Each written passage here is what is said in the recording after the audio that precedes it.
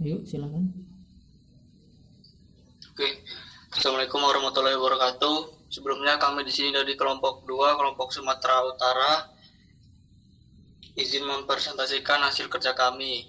Adapun tim yang terlibat yaitu antara lain saya Ganeverta Ramadan dan rekan saya Tika Nabila, Nuri Rama Andika, Hisan Yazid dan Siti Rahmanjani. Adapun topik yang dibahas di sini adalah permasalahan kekurangan air bersih di Pulau Samosir, Kabupaten Samosir, Provinsi Sumatera Utara. Selanjutnya kami serahkan ke rekan saya Atika Nabila. Kepada Nabila dipersilakan. Baiklah, pertama-tama mohon maaf saya izin off cam. Faktor pertama dari masalah yang kami bahas yaitu penyebab pertama yaitu kurangnya kepedulian pemerintah daerah untuk menyalurkan air bersih dari Danau Toba ke daerah yang masih kekurangan air bersih. Dari penyebab satu itu adanya penyebab dua yaitu jarak pemerintah daerah untuk ke tempat masyarakat tersebut cukup jauh. Faktor kedua yaitu metode. Penyebab pertamanya yaitu kurang berjalannya program penyulingan air hujan yang disebabkan dari kurangnya anggaran untuk menjalankan program tersebut. Selanjutnya akan dibahas oleh rekan saya. Faktor ketiga yaitu mesin. Yang penyebab pertamanya yaitu sedikitnya pompa air yang bisa menyalurkan air bersih ke daerah-daerah yang kekurangan air bersih. Penyebab keduanya, kurangnya anggaran untuk membuat pompa air. Faktor keempat yaitu time. Penyebab pertamanya, waktu yang diperlukan untuk mengangkut air dari danau cukup lama. Dan penyebab keduanya, yaitu jarak dari desa ke Danau Toba berjarak 15 km.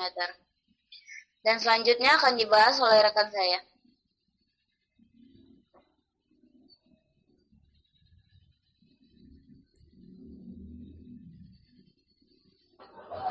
Hasil identifikasi faktor potensial. Masalah terkait kekurangan air bersih di Pulau Samosir, Kabupaten Samosir, Sumatera Utara. Terdapat di tulang M1.1, M1.1.1, M2.1, M2.1.1, M3.1, M3.1.1, T1.1, dan T1.1.1. Program penyulingan air hujan yang tidak berjalan sempurna dan anggaran yang kurang untuk program tersebut terdapat di tulang M2.1 dan M2.1.1. Selanjutnya, dilanjutkan rekan saya.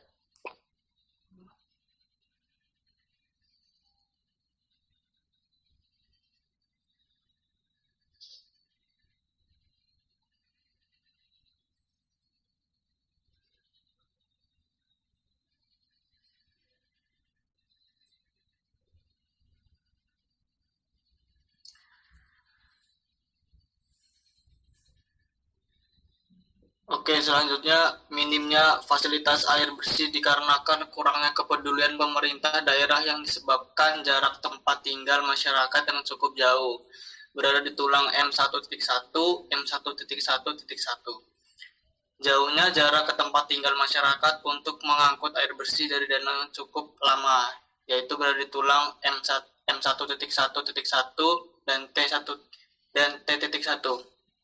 Adapun diagram fishbone sebagai berikut.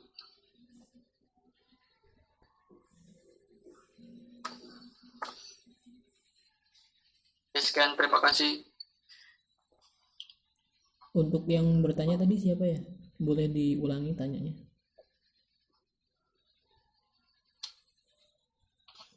Baik, izin bertanya. Perkenalkan, nama saya Jelita. Jika tidak semua daerah di Danau Toba mendapatkan air bersih, dari mana mereka mendapatkan air bersih untuk kebutuhan sehari-hari? Terima kasih.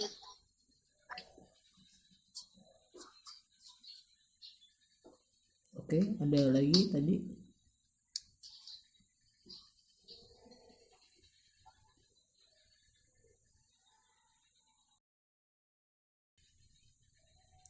Tadi ada berapa ya, Ganet?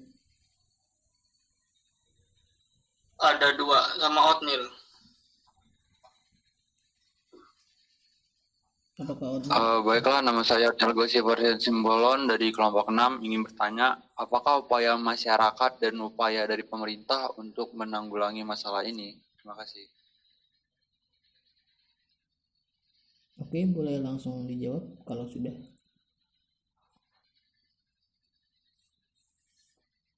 Baiklah, saya akan menjawab pertanyaan yang pertama, yaitu karena tidak semua daerah yang mendapatkan air bersih, warga pun terpaksa berjalan ke perbukitan dengan jarak sekitar 3 km untuk mencari sumber air lalu membawa ke rumah. Sekian dari jawaban saya, terima kasih. Baiklah, saya Atika Nabila dengan NIM 1224085 akan menjawab pertanyaan Oniel.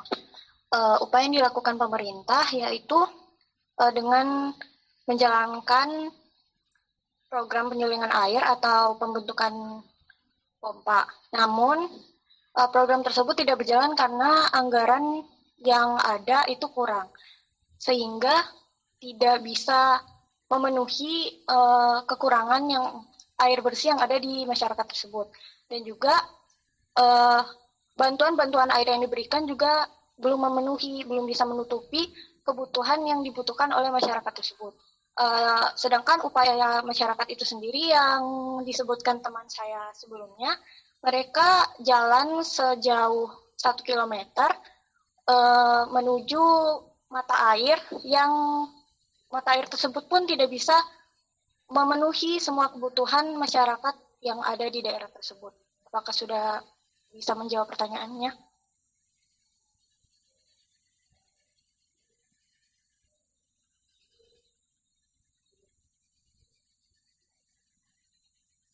Oke, tidak ada lagi ya. Boleh langsung ditutup aja kelompok 2. Oke, sekian, terima kasih. Assalamualaikum warahmatullahi wabarakatuh. Waalaikumsalam warahmatullahi wabarakatuh. Waalaikumsalam warahmatullahi wabarakatuh.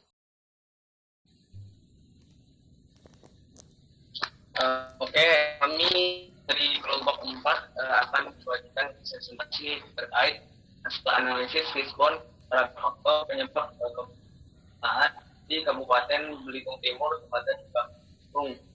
Dan kelompok 4 itu ada saya sendiri, Nugra Jarzaki, terus Citra Zuriantina, Adinda Amalia, Angga Priana, Yohanes Martiani, dan juga Nadila Alfianur. Langsung slide kedua. Jadi faktor-faktor penyebab kebakaran hutan yang terjadi di daerah Belitung itu ada banyak ya. Jadi salah satunya yang pertama yaitu ada faktor MEN atau M1. Penyebab satunya di sini yaitu masyarakat sering membuang puntung rokok sembarangan di area yang mudah terbakar. M1.1. Nah, terus ini disebabkan karena kurangnya kesadaran masyarakat Belitung Timur terhadap lingkungannya. M1.1. Lalu ada juga penyebab satu yang kedua yaitu masyarakat Belitung Timur membuka lahan pertanian dengan cara dibakar. Nah, ini disebabkan karena masyarakat sengaja membakar lahan dan juga ini karena kurangnya kesadaran masyarakat. Lalu ada juga penyebab satu yang ketiga, kurangnya pengawasan dari pemerintah Belitung Timur terhadap daerah-daerah yang sering terbakar. Ini disebabkan oleh ketidaksanggupan pemerintah untuk mengawasi karena kurangnya personil. Nah, bisa kurang personil karena terlalu banyak kasus kebakaran yang terjadi di Timur. Nah, ini juga disebabkan pada paling ujungnya itu karena kurangnya kesadaran masyarakat. Selanjutnya akan dilanjutkan oleh teman saya.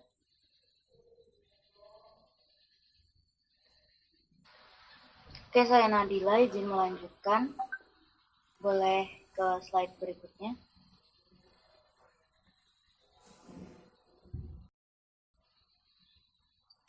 Oke, yang kedua faktor mesin.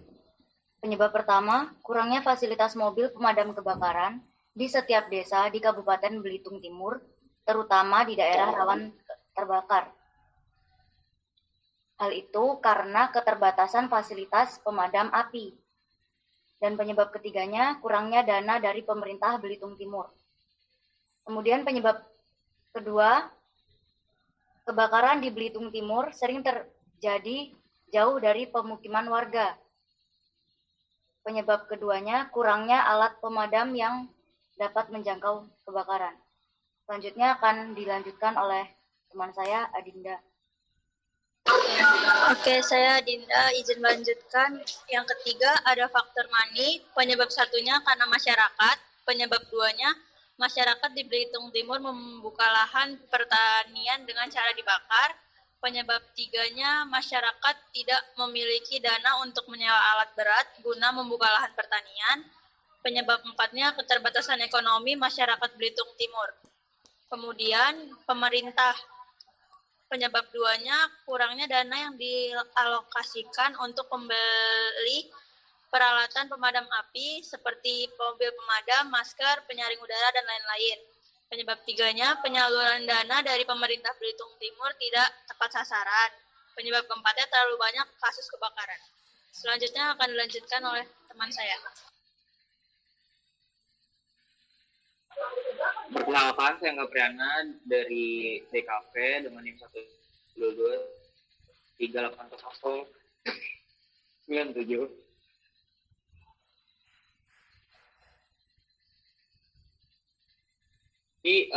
Faktor selanjutnya itu ada material.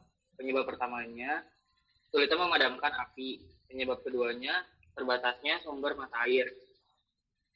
Yang kedua, ada faktor teknologi. Penyebab pertama, api sulit dipadamkan. Yang penyebab duanya, belum ada teknologi yang dapat menjangkau titik api dengan mudah. Penyebab ketiganya, kurangnya teknologi yang mendukung. Penyebab kedua dari api sulit dipadamkan adalah sulitnya akses jalan. Yang kedua adalah titik api berada jauh dari akses jalan yang ada. Terima kasih.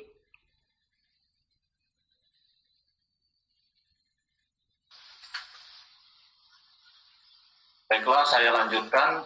Pada faktor berikutnya ada information. Penyebab pertama, kurangnya pengetahuan masyarakat terkait pembukaan lahan pertanian dengan cara yang tepat. Penyebab kedua, pemerintah Belitung Timur kurang memberikan penyuluhan terkait tata cara pembukaan lahan yang benar.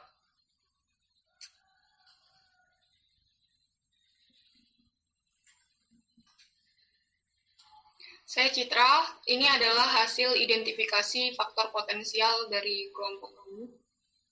Satu, kurangnya kesadaran masyarakat Belitung Timur terhadap lingkungan sekitar, ada pada tulang M1.1.1, M1.1.2.1.1, M.1.3.1.1.1. Kemudian keterbatasan ekonomi masyarakat Belitung Timur untuk membuka lahan dengan cara yang benar, ada pada tulang M1.3.1.1.1. M3.1.1.1.1. Kemudian yang ketiga ada maraknya pembukaan lahan dengan cara dibakar. Tulang M.1.2, M.1.2.1, M.3.1.1. 4. Pemerintah Belitung Timur kurang memberikan penyuluhan tentang pembukaan lahan yang benar. Ada di I.1.1 dan I1.1.1.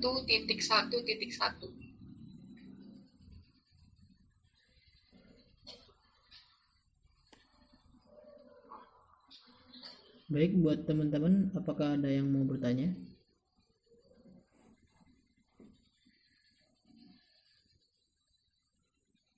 Oke, Atta. Baik, perkenalkan nama saya Atunia Putri dari kelompok 5. Di sini saya ingin bertanya, menurut kalian, kedepannya apa yang akan dilakukan untuk mengantisipasi terjadinya kebakaran dengan dana yang terbatas? Terima kasih. Apakah ada yang mau bertanya lagi?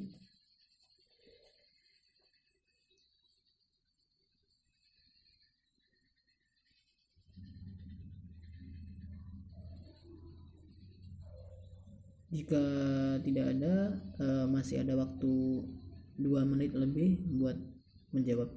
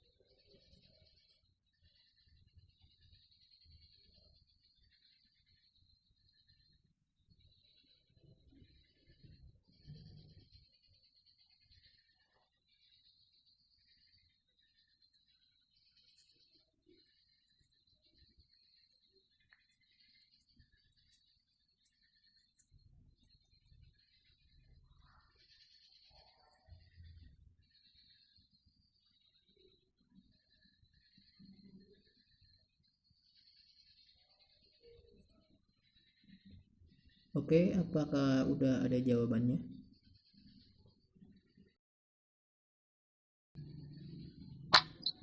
Oke, mungkin saya bisa menjawab sedikit pertanyaan dari Atta tadi, katanya bagaimana cara mencegah kebakaran dengan dana yang terbatas, benar nggak Kak? Gitu. Iya benar. Jadi kan memang bencana kebakaran ini untuk mengatasinya tidak mudah ya, apalagi biasanya cepat menyebar. Kalau misalnya banyak dana, biasanya ya pakai mungkin pemadam kebakaran dari pemerintah ya. Dan untuk menghemat dana mungkin bisa menggunakan sumber daya alam yang ada di sekitar ya, kayak warganya misalnya di dekat tempat warga ada sungai gitu ya. Mungkin mereka bisa bahu-membahu untuk memadamkan api atau mencegah terjadinya kebakaran menggunakan air sungai tersebut. Kira-kira begitu, Ata. Oke, baik, terima kasih. Oke. Nggak ada yang mau bertanya lagi atau? Apakah ada yang bertanya lagi?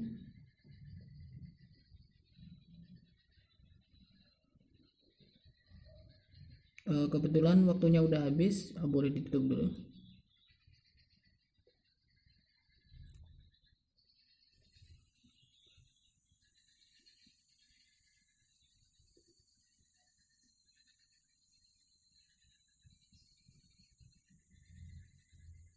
Silahkan, boleh ditutup dulu.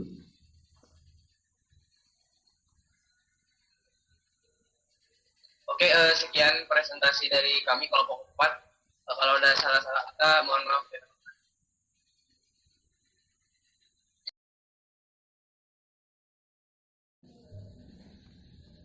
Udah kelihatan share screen-nya? Sudah.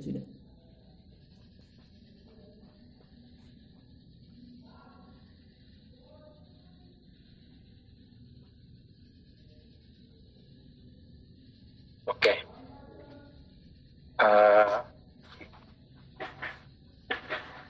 Perkenalkan, kami dari kelompok 5.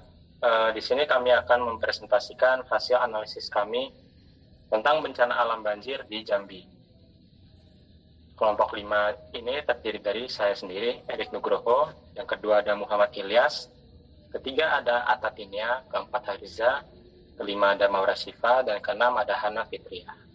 Untuk materi, saya persilakan kepada rekan saya, Atta. Silakan. Izin perkenalkan diri, saya Atinia Putri. Di sini saya ingin menjelaskan latar belakang mengapa kami memilih bencana banjir. Dikarenakan menurut data Pusat Statistika Provinsi Jambi, yaitu kami menyimpulkan bahwa bencana banjir menjadi masalah utama dan serius bagi Provinsi Jambi.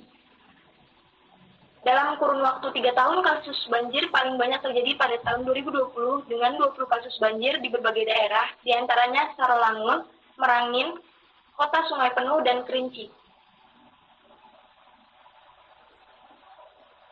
Bisa dilanjut, Erik. Kemudian kasus banjir juga sering terjadi di daerah Kabupaten Sarolangun dengan kasus banjir tercatat sebanyak 10 kasus dan frekuensi paling besar di tahun 2020 sebanyak 6 kasus. Lalu disusul oleh Kota Sungai Penuh dengan total 7 kasus dan terbanyak di tahun 2020 sebanyak 5 kasus. Kemudian masyarakat juga terpaksa untuk mengungsi ke tempat yang lebih aman dikarenakan rata-rata air dapat mengenang lebih dari 1 meter. Dan tempat pengungsian pun warga rentan terhadap penyakit, yaitu disebabkan oleh keadaan cuaca yang basah dan lembab. Kemudian juga dalam sektor perekonomian warga Bentar dulu pun teman-teman. terdampak. Bentar dulu. Iya, Rul.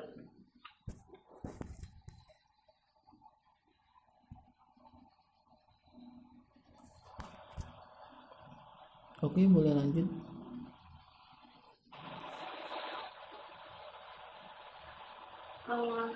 Dalam sektor perekonomian pun warga pun juga terdampak. Beberapa contohnya itu seperti perkebunan warga yang terendam sehingga gagal panen, kemudian juga kegiatan jual beli yang menurun serta terlambatnya jasa ekspedisi dan transportasi.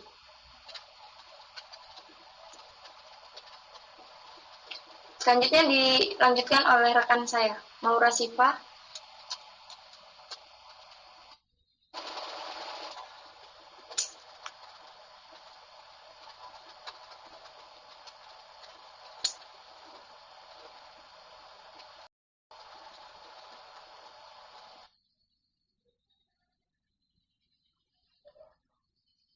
Sepertinya Maura belum bisa bergabung, jadi saya lanjutkan aja ya. Faktor penyebab bencana banjir terdiri dari faktor manusia, kebiasaan masyarakat yang suka membuang sampah sembarangan ke selokan ataupun sungai karena sifatnya yang tidak mau repot, serta kurangnya kesadaran masyarakat akan lingkungan menjadi faktor utama penyebab banjir di Jambi.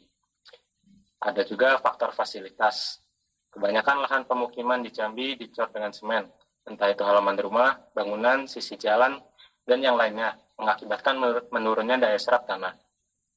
Dan juga sistem drainase di Jambi yang kecil, serta berbentuk tertutup. Ditambah kebiasaan buruk masyarakat, membuat sistem drainase sering tersumbat. Yang ketiga ada faktor alam.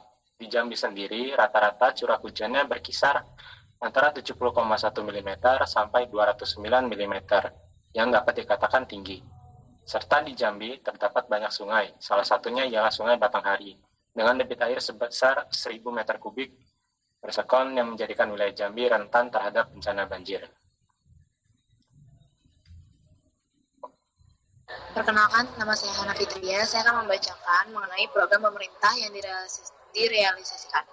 Yang pertama, normalisasi Sungai Batanghari. Yang kedua, pembersihan sampah di hilir pintu sungai Batanghari. Dan yang ketiga, pembersihan sampah di selokan daerah-daerah rawan banjir. Yang dicanangkan yaitu membangun retensi banjir, penataan sepamanan sungai, pembangunan pintu air dan pompa banjir di Danau Sipin melalui kegiatan Urban Flood Control System Improvement atau UFCS.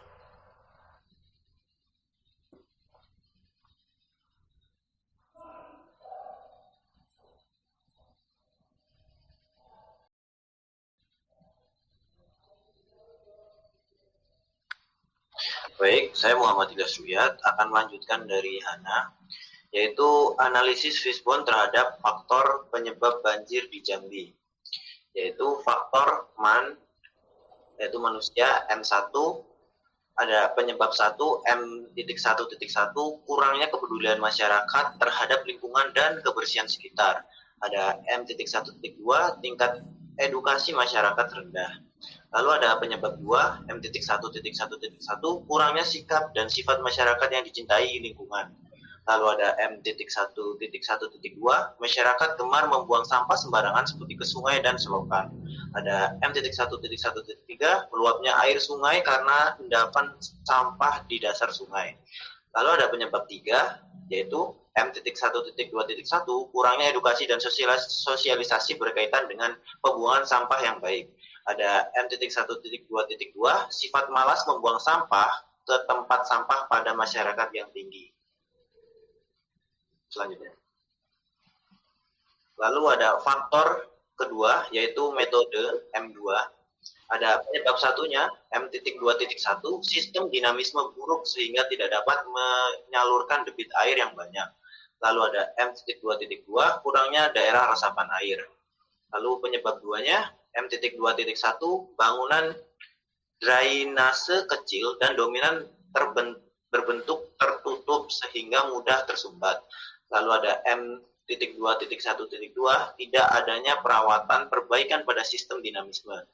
Lalu ada penyebab 3, M.2.2.1, banyaknya pengembang perumahan tidak memberikan fasilitas drainase dan resapan air.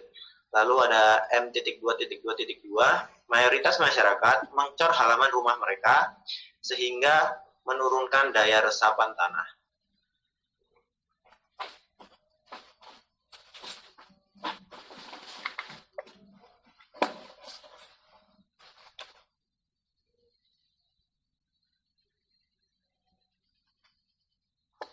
Oke, bisa lanjut. Saya Hariza Humaira akan melanjutkan faktor ketiga, time M.3.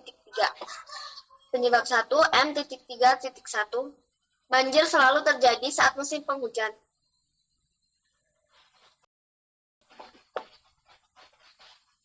Faktor 4, market M.4.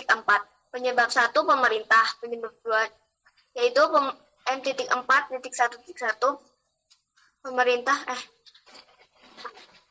penyebab 1 M.4.1 pemerintah, penyebab M.4.2 masyarakat, M.4.3 jasa pembangunan, penyebab 2 M.4.1.1 pemerintah provinsi selalu merencanakan program normalisasi dan normalisasi, namun selain program-program tersebut sering berjalan lambat.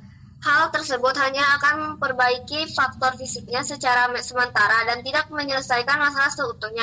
M.4.2.1 masyarakat mencor halaman bangunan mereka dengan semen, rata-rata tidak membuat saluran drainase, serta tidak memperhatikan kemiringan coran sehingga air tergenang dan tidak tersalurkan ke sistem drainase jalan.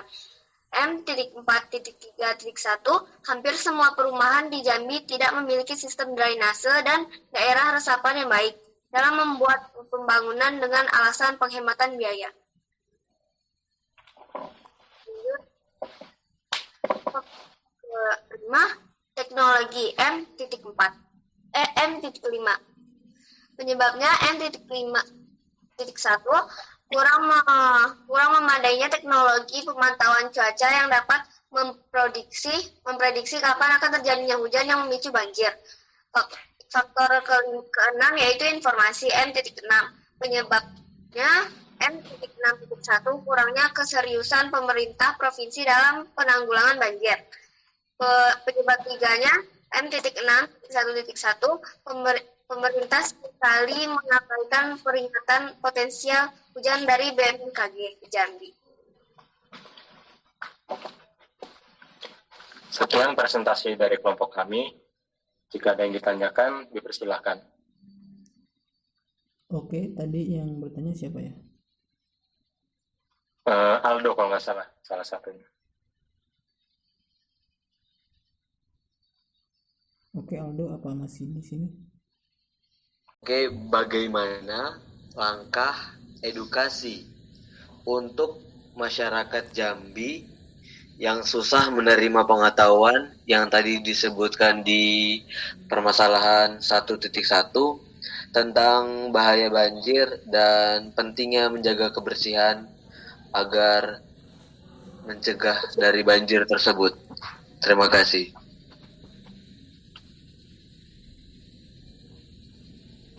Oke, satu lagi siapa tadi?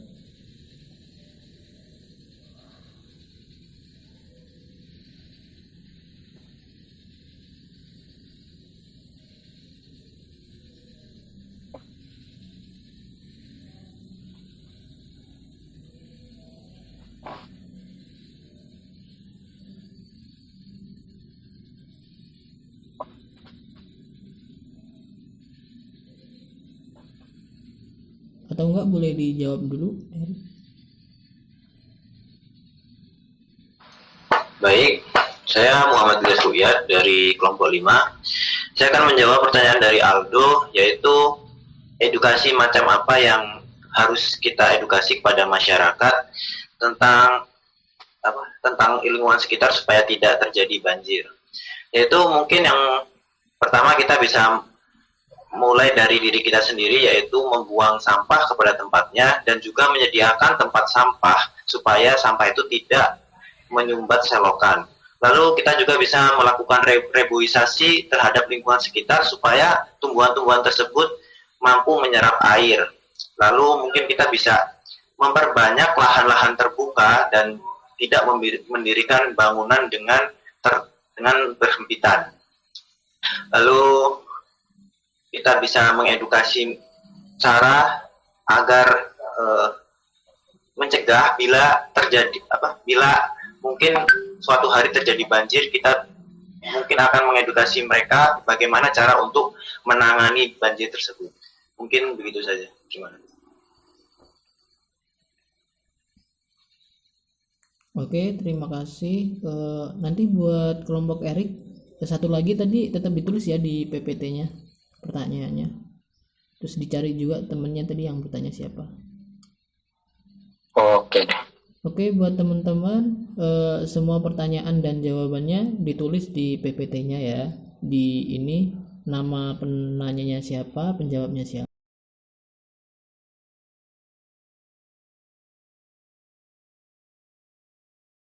Sudah terlihat.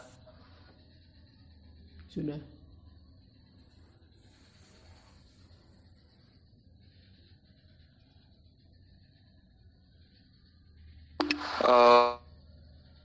Baik, Simbolon.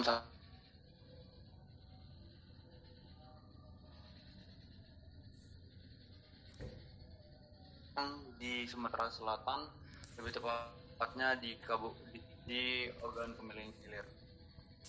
Oke, kepada Alia, boleh silakan. Assalamualaikum warahmatullahi wabarakatuh. Perkenalkan, nama saya Alia Sulaiman Putri dari Prodi Arsitektur NIM 1222498. Saya akan mempresentasikan analisis Fishbone bencana alam di Sumatera Selatan, lebih tepatnya di Kabupaten Ogan Komering Hilir, di mana disebabkan oleh 6 faktor. Yang pertama, faktor pertama men, di mana penyebab satunya adalah M.1 adalah kelalaian, penyebab 2 M.1 adalah membuang puntung rokok sembarangan, dan api yang berasal dari rumah warga yang terbakar kemudian merambat luas ke lahan gambut di Kampung Pulau Seribu. M1.2, kurangnya kesadaran menjaga lingkungan, di mana penyebab 2-nya melakukan kegiatan api sonor saat musim kemarau yang dilakukan oleh masyarakat di daerah Tulung Selatan. M1.22, petani membuka lahan pertanian baru dengan membakar lahan. Selanjutnya, faktor kedua, metode, di mana penyebab satunya adalah tata kelola hutan yang tidak baik, penyebab 2-nya kurangnya patrol di area sekitar kebakaran hutan, khususnya di daerah hotspot api. Selanjutnya, faktor ketiga ada market, di mana penyebab satunya adalah masyarakat, penyebab 2-nya membuka kebun karena kepemilikan pribadi masyarakat.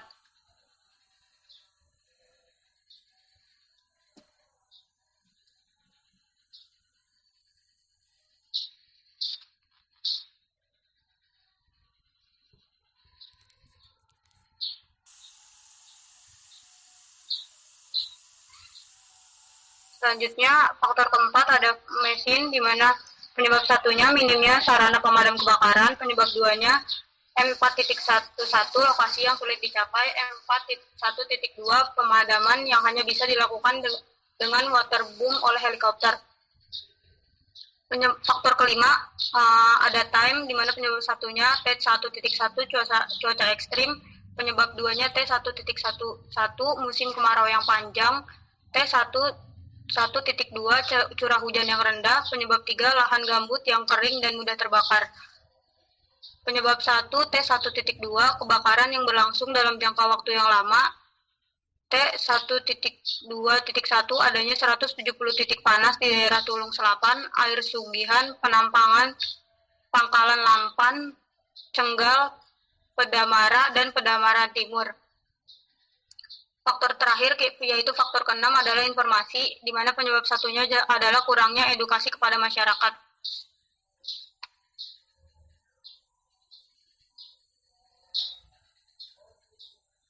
Sehingga dihasilkan faktor-faktor potensial. 1. Masyarakat yang kurang menjaga lingkungan yang terletak di tulang M1.11, M1.2.1, M31.1, M3.1, M3.2.2, T2.1.1, T1.1.2. Kedua, masyarakat yang kurang pengetahuan dalam menjaga lingkungan yang terletak di tulang M.1.1.2, T1.1.2, T11.3, T11.2. Yang ketiga, masyarakat yang lalai dalam menjaga lingkungan yang terletak di tulang M.1.2.1, M1.2.2, M2.1.1, dan M3.2.1, T2.1.1, dan T1.1.2.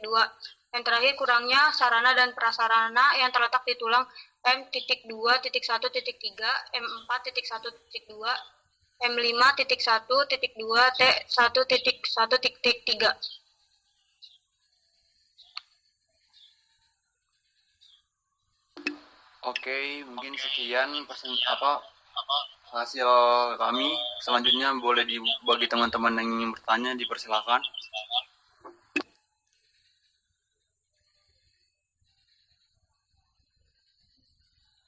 Masih ada 3 menit lebih buat bertanya, silakan.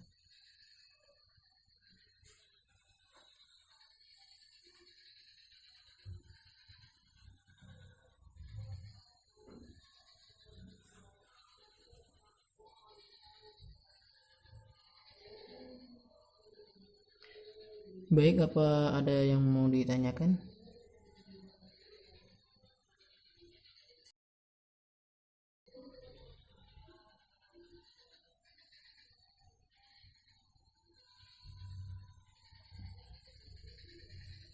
Oke, tidak ada ya berarti teman-teman ya. Boleh ditutup aja buat kelompok ini.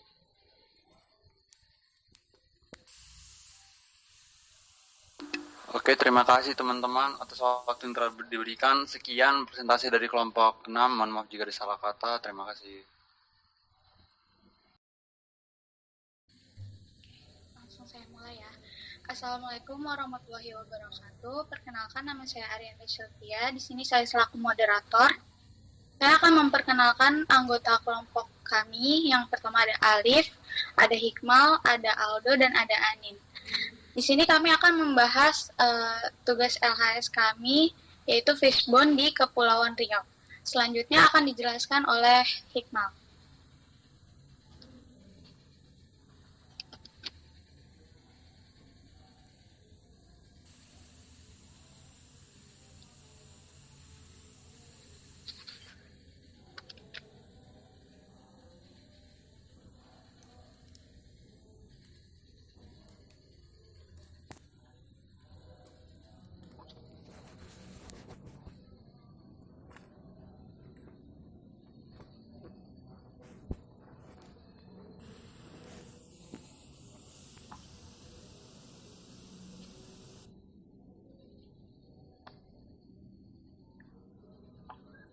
Maaf Syarul, diulang aja nggak apa-apa Syarul tadi. Gimana nih, gimana? Abi lagi hilang sinyal si Abi. Lanjut di kelompok orang lain aja nggak apa-apa, anggota kelompoknya yang jelasin. Oke. Mau rekord ulang atau gimana? Enggak, lanjut aja nggak apa-apa.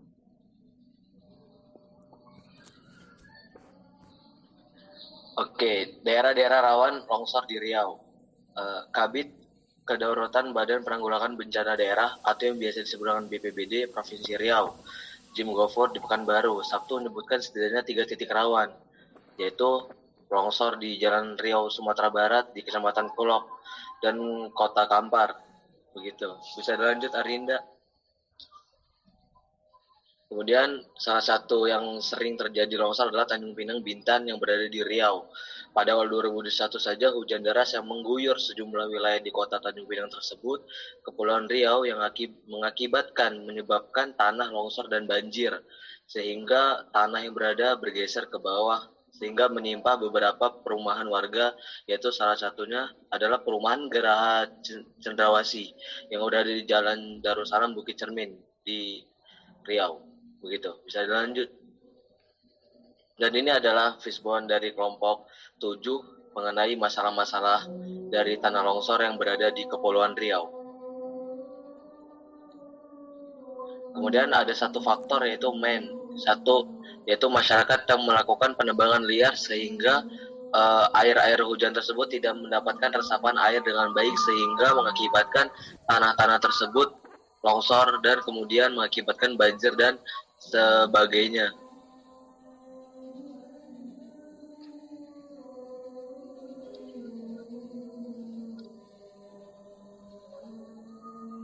Lanjut bisa Arinda. Kemudian yang kedua adalah mesin, yaitu adanya alat-alat canggih yang mendukung dalam melakukan perusakan yang dapat menyebabkan tanah longsor. Karena di era digital seperti ini, alat-alat sungguh mungkin sangat dibutuhkan untuk melakukan pekerjaan manusia agar mempercepat waktu. Begitu, sehingga penebangan liar sangat mudah dilakukan dan bisa dilakukan dengan waktu yang sangat cepat. Lanjut. Kemudian yang ketiga adalah material. Curah hujan yang tinggi juga dapat mengakibatkan tanah longsor dengan cepat. Seperti tadi di perumahan Darussalam Bukit Cermin di Kepulauan Riau pun ketika diguyur hujan maka tanah yang tidak terdapat rembasan air mudah sekali untuk tanah tersebut longsor. Kemudian penyebab kedua, air hujan yang terus mengaliri tanah ditambah kurangnya daya serap air. Seperti hujan 2 hari terus-menerus yang mengguyur daratan Riau sehingga dan berkurangnya pohon-pohon untuk meresap air, maka tanah longsor pun sangat mudah terjadi di Kepulauan Riau, terutama di Tanjung Pinang, Bintan. Begitu. Selanjutnya bisa dilanjutkan oleh rekan saya. Ya, selanjutnya adalah metode atau M4.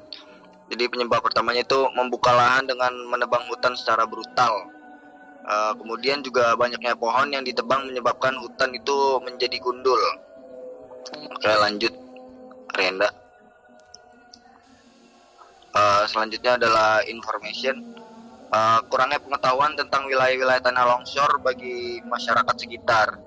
Dan masih banyaknya masyarakat yang berpemukim di bawah bukit wilayah tanah longsor dikarenakan kurangnya informasi dan pengetahuan terkait tanah longsor itu. Bisa dilanjutkan.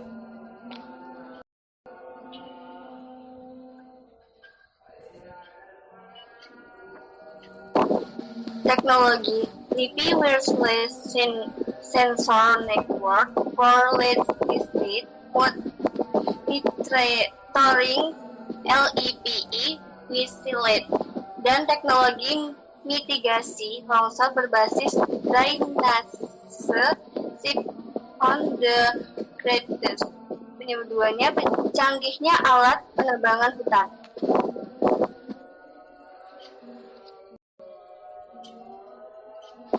Faktor pertama, penyebab pertamanya tanah longsor biasanya terjadi pada bulan November karena meningkatnya intensitas curah hujan.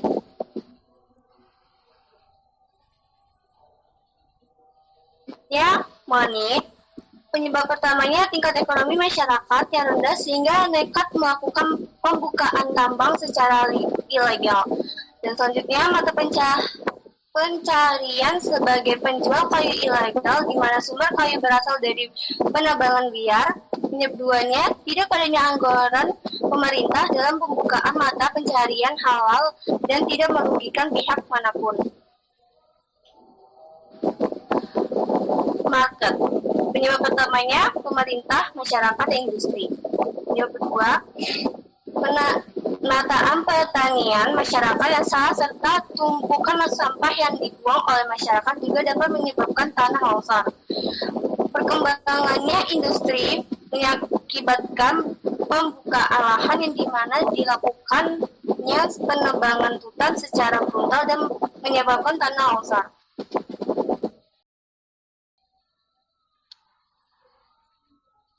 Oke, sekian dari kelompok kami. Apakah ada yang ingin bertanya? Silakan, masih ada waktu 3 menit lebih.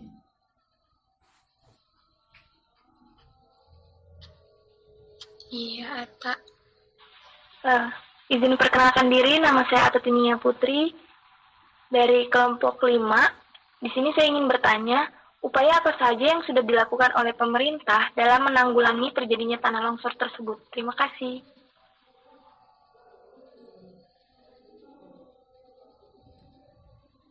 Oke, selanjutnya ada yang mau bertanya?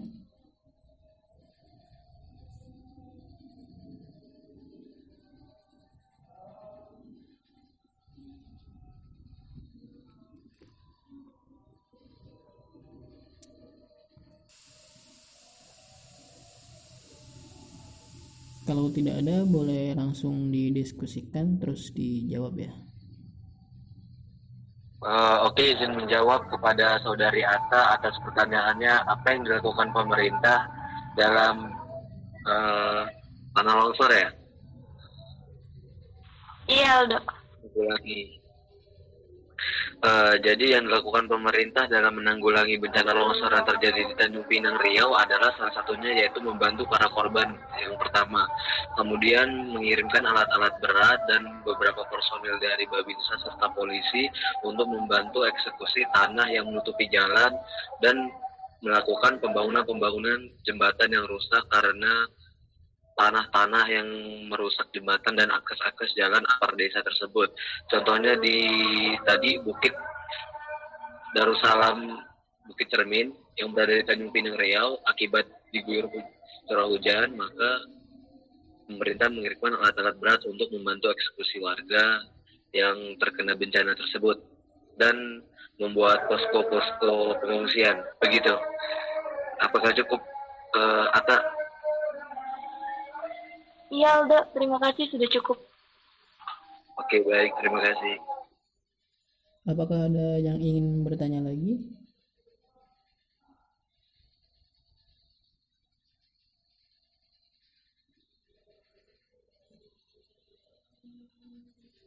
Kalau tidak ada, boleh langsung ditutup aja. Baik, terima kasih. Sekian dari kami, kelompok 7. Assalamualaikum warahmatullahi wabarakatuh. Waalaikumsalam warahmatullahi wabarakatuh. Kelompok 10 akan mempresentasikan hasil Fishbone yang telah kami buat. Kami memilih pencemaran lingkungan, yaitu pencemaran sungai yang berada di Batang Arau, Padang, Sumatera Barat. Lanjut, Sa.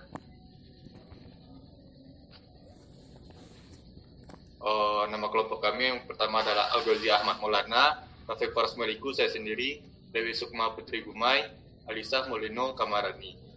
Selanjutnya, kami faktor yang pertama adalah penyebab M1.1-nya adalah kurangnya kepedulian masyarakat terhadap lingkungan, menyebabkan masyarakat yang membuang limbah sabun atau cairan limbah ke sungai. M1.1.1. Yang M1.1.2-nya adalah masyarakat membuang sampah ke sungai. M1.2-nya adalah tidak adanya kegiatan bersih-bersih sungai, yang menjawabkan M1.2.1 kurangnya motivasi akan kebersihan sungai. M1.2.2 kurangnya edukasi. Baik, selanjutnya akan dilanjutkan oleh rekan saya, yaitu Alisa Magino. Silakan, Cak. Faktor yang kedua adalah metode. Penyebab satunya sulit berjalannya program pemerintah tentang pencemaran sungai, dan penyebab duanya yaitu M2.1.1, sistem pengolahan limbah yang tidak berjalan baik. M2.1.2-nya banyaknya cairan limbah rumah tangga yang dibuang ke sungai. Metode yang kedua yaitu tidak jelasnya sistem perawatan sungai. Penyebab keduanya kurangnya sanksi tegas terhadap masyarakat yang membuang limbah sampah maupun cairan ke sungai. Yang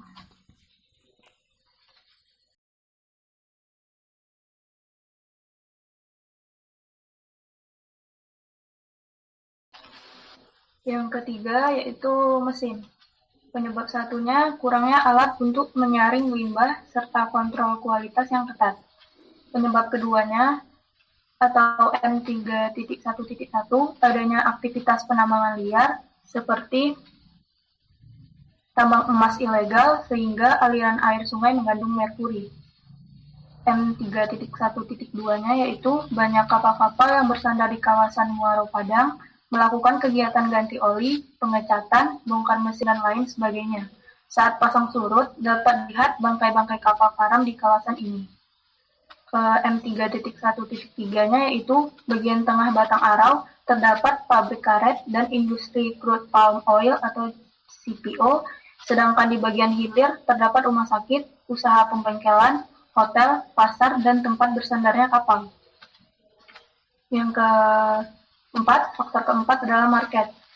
Penyebab satunya yaitu M4.1 pemerintah, penyebab keduanya M4.1.1 pemerintah provinsi maupun daerah tidak melihat permasalahan sungai dengan serius. M4.1.2 respon terhadap persoalan tidak berjalan secara sistematis, terkesan tidak terencana dengan baik. Apa yang dilakukan terkesan hanya sebagai sebuah respon terhadap efek keberlanjutan dari bencana ekologis akibat sungai sudah rusak. M4.1.3 yaitu pemerintah daerah sudah memiliki instrumen untuk menjaga dan memelihara das atau daerah aliran sungai, namun semua itu masih belum dijalankan dengan baik. Faktor ke market yang kedua yaitu masyarakat. Warga yang mendiami pemukiman kumuh biasanya memiliki kebiasaan buruk, yaitu membuang apa saja yang tidak bermanfaat ke dalam sungai. Rumah mereka tepat di tepi sungai, sehingga limbah apa saja yang mereka hasilkan akan langsung dibuang ke sungai. Yang kedua, atau M4.2.2, adanya limbah rumah tangga dapat berupa sisa konsumsi makanan sehari-hari, air bekas mencuci pakaian, air bekas mandi, dan air bekas sanitasi. Market yang ketiga yaitu industri. Penyebab keduanya, senyawa-senyawa berbahaya, sisa dari kegiatan industri akan bercampur dengan air sungai dan menyebabkan pencemaran sungai. Air sungai mengalami perubahan warna dan menimbulkan bau menyengat. Salah satu contoh limbah industri adalah cairan yang mengandung minyak. Yang kelima, yaitu faktor money.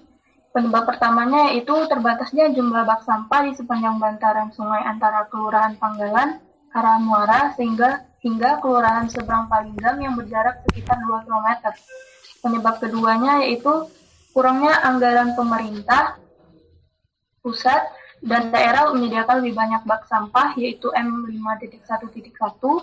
Yang kedua atau M5.1.2-nya yaitu tingkat ekonomi masyarakat yang rendah sehingga membangun rumah di tepian sungai. Faktor money yang kedua adalah tingkat ekonomi masyarakat yang rendah sehingga membangun rumah di tepian sungai. Penyebab keduanya yaitu memudahkan segala akses masyarakat sekitar untuk melakukan aktivitas di sungai seperti menjala ikan. Kebanyakan masyarakat sekitar itu berprofesi sebagai nelayan.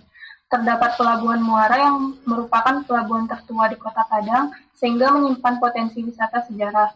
Selain itu juga sebagai lokasi legenda Siti Nurbaya. Baik, faktor selanjutnya akan dijelaskan oleh rekan saya, Bauzi. Silakan. Oke, faktor time. Penyebab satunya bak sampah yang disediakan pemerintah ini dalam pengakuan warga sekitar Seberang Palinggam diakui 3 hari sekali. Penyebab kedua, hanya terdapat 2 bak sampah di sepanjang bantaran sungai antara Kelurahan Panggalangan arah Muara hingga Kelurahan Seberang Palinggam yang berjarak sekitar 2 km. Penyebab yang kedua, keberadaan kafe-kafe di sepanjang kawasan Muaro juga berkontribusi sebagai penyumbang pencemaran di Batang Arau, walau hanya beroperasi dari jam 20.00 sampai 24.00. Kebanyakan dari kafe ini langsung membuang limbahnya ke sungai. Oke, lanjut. Faktor teknologi. Penyebab satunya belum atau tidak adanya terobosan teknologi terbaru terkait sungai yang tercemar. Faktor informasi. Penyebab satunya kurangnya publikasi informasi kepada masyarakat dan pemerintah terhadap pentingnya sungai. Penyebab 2, kurangnya informasi kepada masyarakat terhadap dampak dari kegiatan tambang emas yang ada di sekitar sungai. Yang kedua, kurangnya informasi kepada masyarakat terhadap dampak membuang limbah rumah tangga ke sungai. Yang ketiga, lambatnya respon pemerintah terhadap informasi sungai yang tercemar. Oke, selanjutnya bisa lanjut oleh kawan saya Rafiq. Baik, kembali ya ke tampilan Fishbone. Baik, ini merupakan tampilan dari Fishbone yang telah kami buat. Selanjutnya, bagi lanjut. Nah, berikut adalah hasil identifikasi faktor potensial.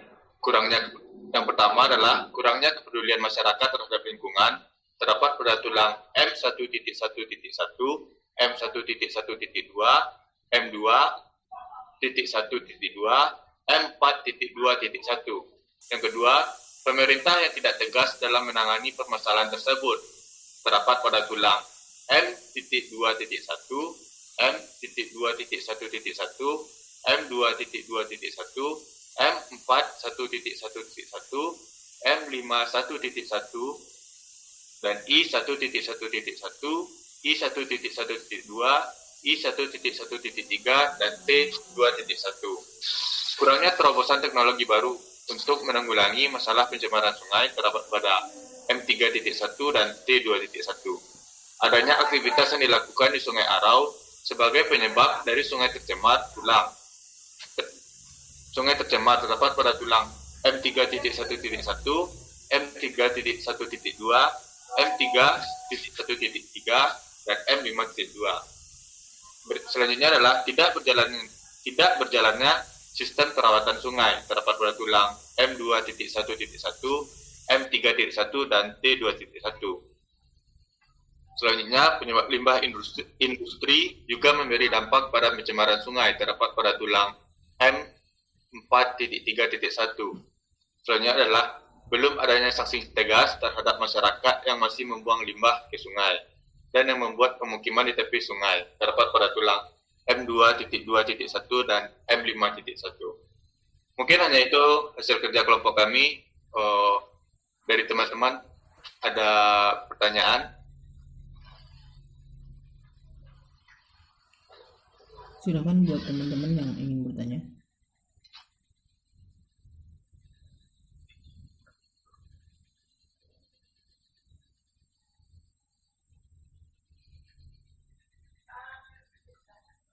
Apakah ada mau bertanya?